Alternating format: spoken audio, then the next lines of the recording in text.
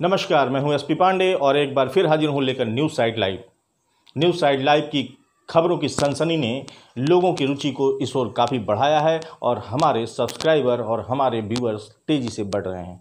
आप सबका स्नेह हमें मिल रहा है और हम लगातार आपके पास ऐसी खबरें लेकर आ रहे हैं जो बेबाकी से आपके सामने रखी जाएं और सच की तह तक पहुंचने का हमारा मादा आपको दिखाई दे। इसी क्रम में पिपरी थाना क्षेत्र में एक घटना जो 25 तारीख को घटी थी, लेकिन उस घटना ने पूरे क्षेत्र में सनसनी मचा दी और आज भी लोग उस घटना को याद करके दहशत में हैं। यह शायद पिपरी के इतिहास की पहली घटना होगी जब दो युवक अकेले दो बच्चे घर में थे और वो कूद गए और उन दो युवकों में से एक ने बच्चे पर चाकू चला दिया। गनीमत इतनी थी कि बच्चे ने अपनी कॉपी को सामने कर दिया और चाकू उस कॉपी को चीरता हुआ बच्चे तक पहुंच नहीं पाया।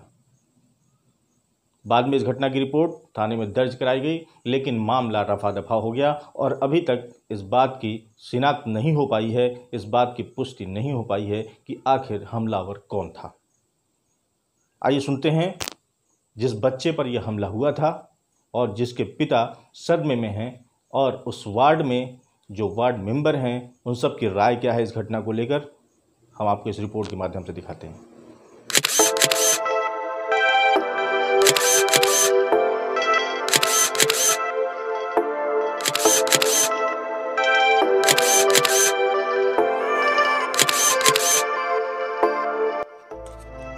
एक सुनसान घर जिसमें 9 से 12 साल के दो बच्चे बिल्कुल अकेले हैं। तभी दो व्यक्ति, जिनमें से एक व्यक्ति छत के रास्ते आंगन में दाखिल होता है, जबकि दूसरा व्यक्ति छत के ऊपर से एक रस्सी नीचे की तरफ लटका देता है। उनमें से जो व्यक्ति आंगन में कूदता है वह जैसे ही कमरे में दाखिल होता है, कुर्सी पर बैठकर पढ़ रहे बच्चे को देखकर घबरा जाता है और उस पर चाकू से हमला कर देता है। बच्चा बड़ी फुर्ती से कापी लगाकर अपना बचाव करता है और गनीमत इतनी है कि चाकू उस कापी को चीरता हुआ उस बच्चे की जद तक नहीं पहुंच पाता। बस यही पटकथा है जो किसी फिल्म का कथानक नहीं बल्कि पिपरी में घटी वह खौफजदा कर देने वाली घटना है, जिसे सुनकर ही रोंगटे खड़े हो जाते हैं। जी हाँ, 25 जुलाई की दोपहर लगभग 4:30 बजे वार्ड नंबर 2 निवासी तारनी शाही व उनकी पत्नी जब अपने दोनों बच्चों को घर पर ही छोड़कर कहीं कार्यवश गए थे, तभी दोनों बच्चों के अनुसार दो व्यक्ति घर में दाखिल होते हैं, जिनमें से एक व्यक्ति छत पर रहता है और दूसरा आंगन में कूदकर कमरे में दाखिल होता है और मास्क पहना हुआ वह व्यक्ति कुर्सी पर पढ़ रहे छोटे बच्चे सिद्धार्थ पर चाकू से हमला कर देता है। क्या उस दिन हुआ था बेटा, बता दो, उसमें देख के बताओ। उस दिन जब मैं पढ़ रहा था, अचानक ही एक आदमी आया और अचानक उठ के चाकू चला दिया। तभी मैंने अपनी बुक आगे कर दी, उसका चाकू मेरी बुक में फंस गया और तब मैं अंदर रूम में भाग आया। तब मेरे बड़ा भैया उसको देखने जा रहा था। मैंने अपने बड़े भैया को रोक दिया क्योंकि उसके हाथ में चाकू था। तभी मेरे भैया ने अपना एक गेट बंद कर दिया। किधर से आया था? अच्छा, भागा किधर से? पता नहीं चला। उसके एकदम आँख के पास तिल था। आँख के तिल था। क्या नाम है आपका? सिद्धार्थ। किस क्लास पढ़ते हैं? 4th में। ठीक।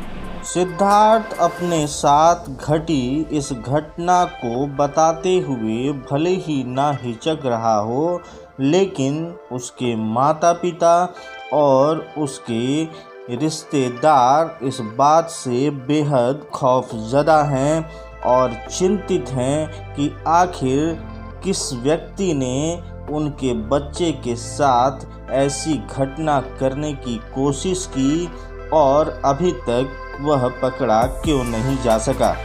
25 तारीख को करेक्ट शाम 4:35 के आसपास की घटना है। पूरा बताइए। अपने नाम तारणी प्रसाद शाही है। कहाँ गए थे आप लोग?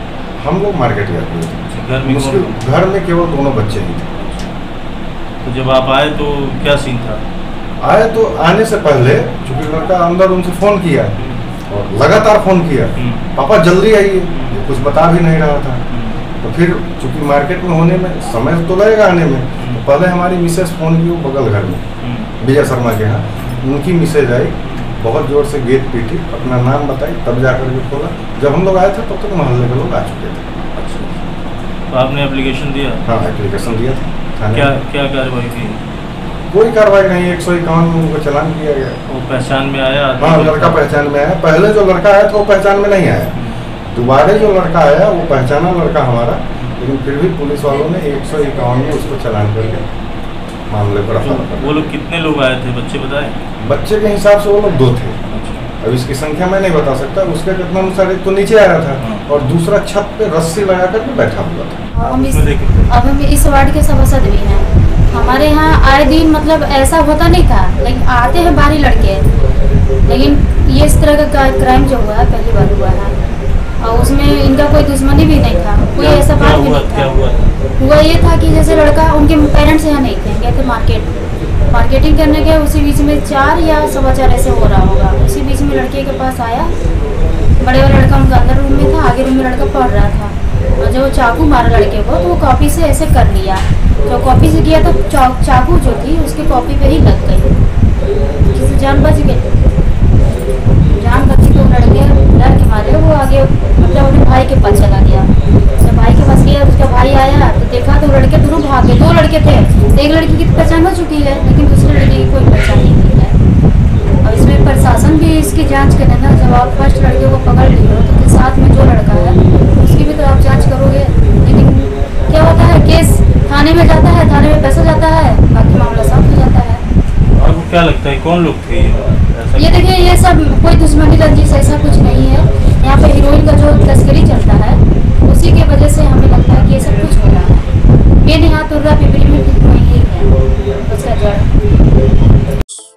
पुलिस वालों ने दी गई तहरीर के आधार पर इस पूरे मामले में एक व्यक्ति को गिरफ्तार तो किया, लेकिन परिजनों का आरोप है कि शिनाख्त किए जाने के बावजूद उसे महज 151 की धारा लगाकर छोड़ दिया गया, जिससे परिजन असंतुष्ट हैं और उनका कहना है कि इस संबंध में पुलिस किसी भी ठोस कार्रवाई से बच रही है और आखिर आरोपी को तलाश करने में पुलिस पीछे क्यों हट रही है। आपने देखा किस तरह 2 युवकों ने एक सुनसान घर में कूदकर इतनी हिम्मत जुटाई कि एक अकेले बच्चे पर चाकू से हमला कर दिया। यह दिन दहाड़े की गई घटना से समूचे क्षेत्र में भय का माहौल है और लोग एक ही सवाल उठा रहे हैं कि अब दिन में इस तरह की घटनाएं हो रही हैं तो आखिर हम सुरक्षित कैसे हैं।